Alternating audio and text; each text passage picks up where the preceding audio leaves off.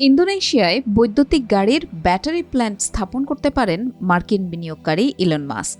ইন্দোনেশিয়ার president Joko উইদোদোর সঙ্গে এক সৌজন্য সাক্ষাতে এমন প্রস্তাবে সম্মতি জানান তিনি।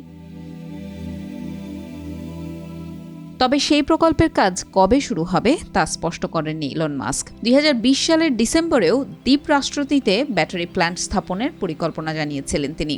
বলেছিলেন, ইন্দোনেশিয়ায় দীর্ঘমেয়াদে বিনিয়োগের জন্য একটি চুক্তির পরিকল্পনা রয়েছে, যাতে সাশ্রয়ী এবং পরিবেশের জন্য সংবেদনশীলতা বিবেচনায় রেখে নিকেল উত্তোলন করা যায়।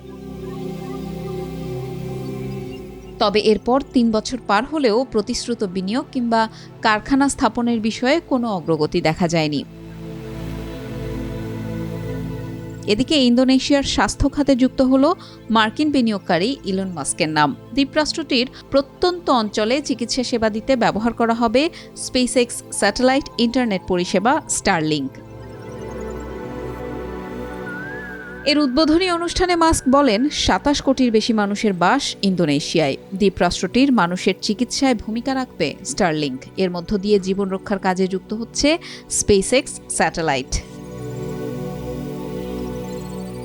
দেশের দূরবর্তী মানুষের জন্য ইন্টারনেট সেবা নিশ্চিতের প্রতিশ্রুতি দিয়ে মাস্ক আরও বলেন, যেসব মানুষ সহজ যোগাযোগ ব্যবস্থা থেকে বঞ্চিত, তাদের জন্যই কাজ করাই আমার প্রধান লক্ষ্য।